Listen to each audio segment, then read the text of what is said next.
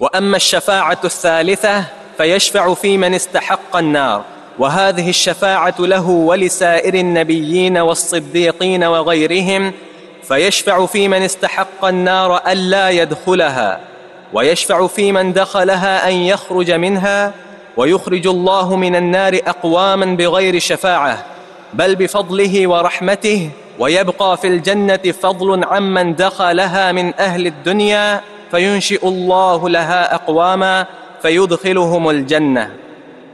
شفاعت کی تیسری قسم یشفع فی من استحق النار، آپ شفاعت فرمائیں گے ان لوگوں کی جو جہنم کے مستحق قرار دیے گئے۔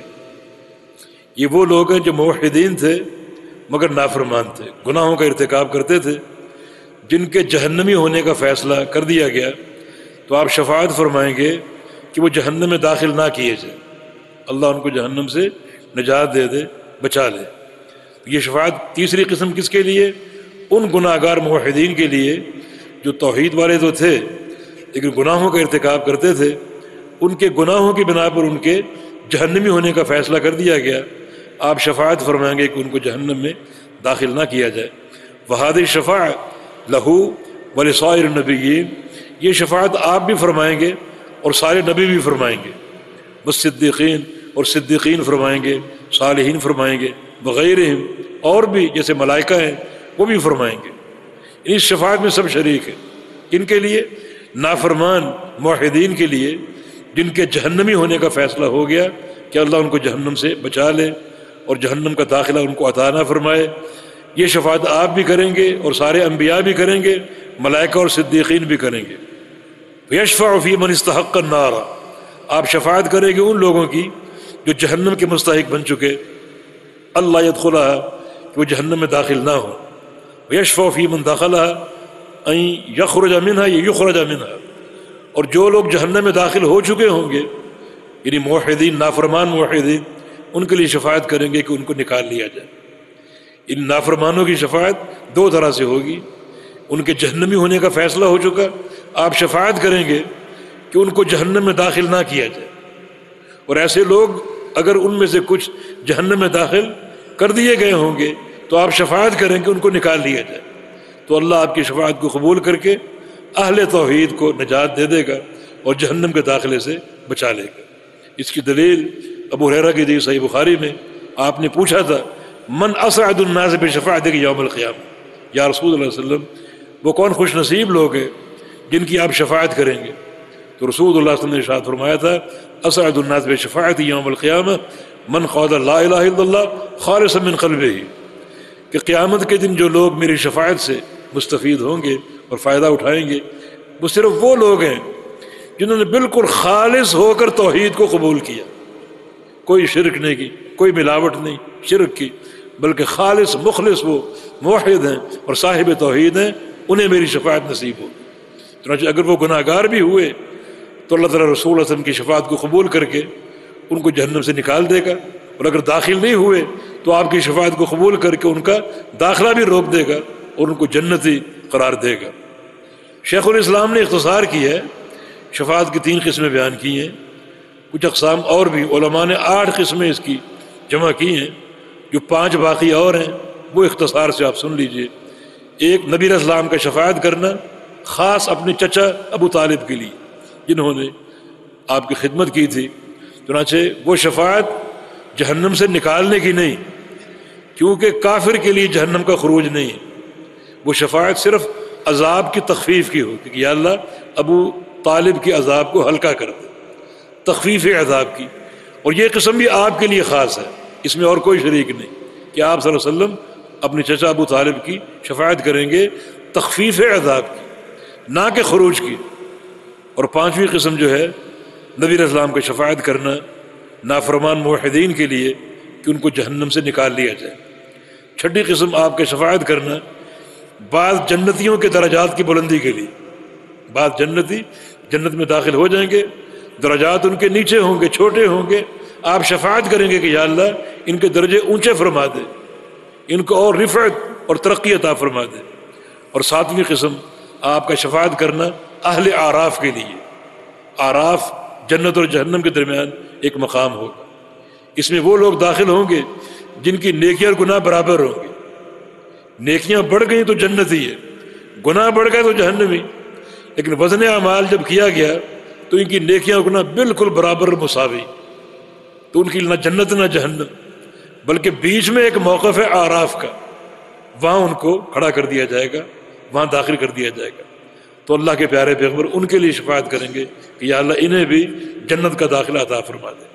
چنانچہ اللہ رب العزت ان لوگوں کو جن کے گناہ اور نیکیاں برابر تھے اپنے پیغمبر کی شفاعت کو قبول کر کے انہیں بھی جنت کا داخلہ عطا فرما دے گا. اور 8ویں قسم جو ہے وہ آپ کا شفاعت کرنا بعض مومنین کے لیے کہ ان کا نہ حساب ہو نہ ان کو عذاب ہو، بلا حساب بلا عذاب جنت میں داخل کر دیے جائے، بلا حساب اور بلا عذاب. ابتداءً ان کا داخلہ جنت میں، اللہ ان کو عذاب نہ دے. بلا حساب کا معنی کیا ہے؟ بلا حساب، حساب تو سب کا ہوگا، انبیاء تک پیش ہوں گے. تو یہ بلا حساب کا معنی کیا ہے؟ بلا حساب کا معنی یعنی مشکل حساب نہ.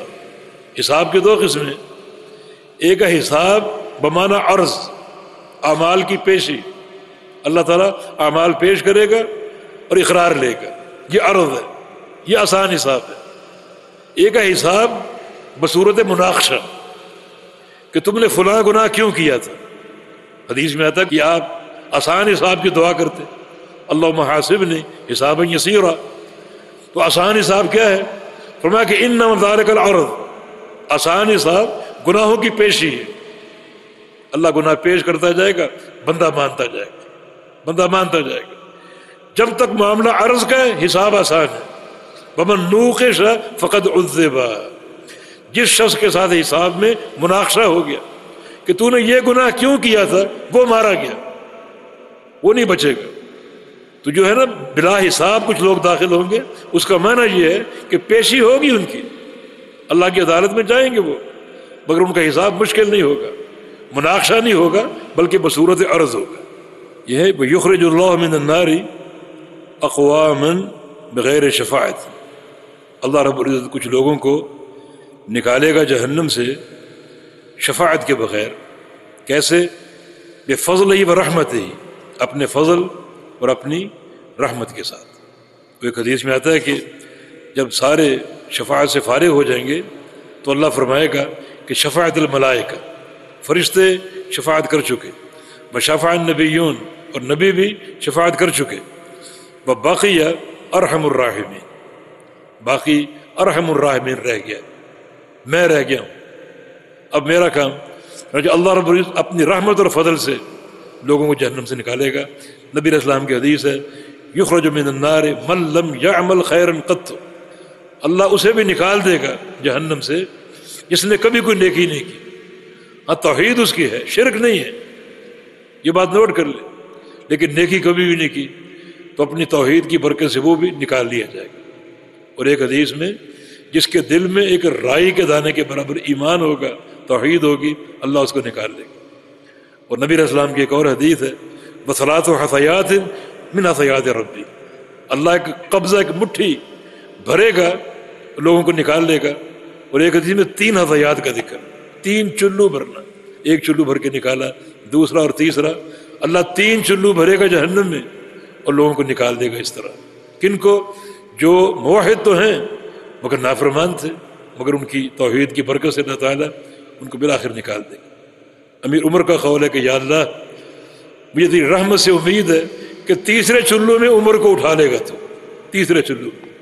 یہ ان کی تواضع اور ان کی انکسار، ورنہ وہ اعمال صالحہ اور عقیدے کے پہاڑ تھے. اللہ کے پیارے پیغمبر کے بعد، ابوبکر صدیق کے بعد اس امت میں سب سے افضل، جیسا کہ آگے آ رہا ہے. جی یبقى فی الجنت فضل عمن دخلها من اہل الدنیا، جب لوگ جنت میں داخل ہو جائیں گے کچھ جگہ باقی بچ جائے گی، فضل، کچھ فالتو جگہ باقی بچ جائے گی جو خالی ہوگی، باقی ساری زمین لوگ آباد کر لیں گے، کچھ جگہ باقی بچ جائے گی. جہنم کا آپ نے پڑھا کہ جہنم میں جگہ باقی بچے گی، اللہ اپنا قدم اس میں ڈالے گا اور جہنم کو سکیڑ دے گا، لیکن جنت کو نہیں سکیڑے گا. یہ اس کی رحمت کی وسعت کی دلیل ہے. ینشئ اللہ لها اقواما، فیدخلہم الجنہ، اللہ اسی وقت قیامت کے دن کچھ لوگ نئے پیدا کرے گا اور ان نئے لوگوں کو جنت کی خالی جگہ میں بسا دے گا. جنت کو تنگ نہیں کرے گا، رحمت کو تنگ نہیں کرے گا، اس کو اسی طرح کشادہ رکھے گا، لیکن نئی خلق اللہ پیدا کر کے انہیں جنت میں بسا دے گا. اس خالی جگہ کو اللہ تعالیٰ اس طرح پر کرے گا. جی